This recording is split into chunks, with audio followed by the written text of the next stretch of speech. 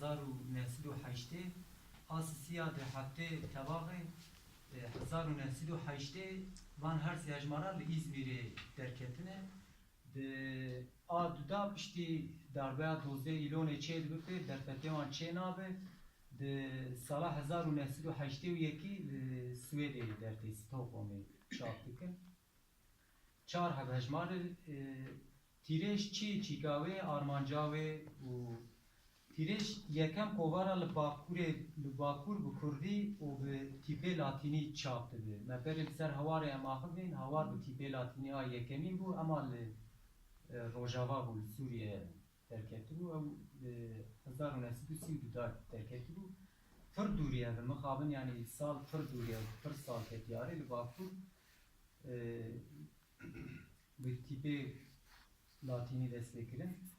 De haman demedi pejgotun o gelek nivise ve dinci zamanı zazaki bağlam kişan yani mel her siyaner her çarajmar aneri yani merek arı ve zazaki jiberi ve tün evse zazaki ji puara avula tipe latini baku hareketi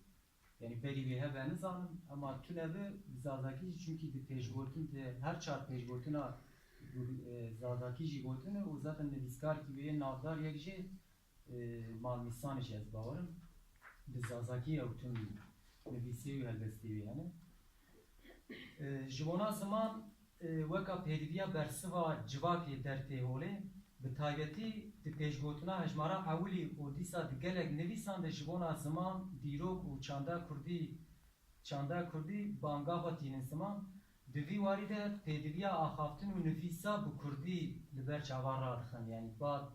geldikin civak edin bu Kurdi ba axın u bu Kurdi benvisin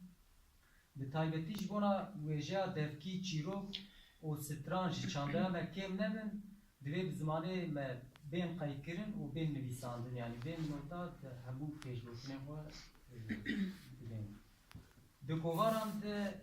nevis u lekolinel ser zaman betirin, helbes, çirok, mitoloji, cervandın, zargotun, yani stran u çirok, çibenok, bilmece yani, nevisen verger, vene, karikatür u ferhengok, heyi, kandil milenari de her çar hecmara. U ek de nevisiye navdar, servan zede lekolin tüne bu Portugalci de 2011 çapı, Arjenari çapı, antolojiya helbesmani Bakur. Duvet menki der hakkı vala agahi lenere ama hum bu faz nemkarın bu kuynen jiyana. Az nave an juar ve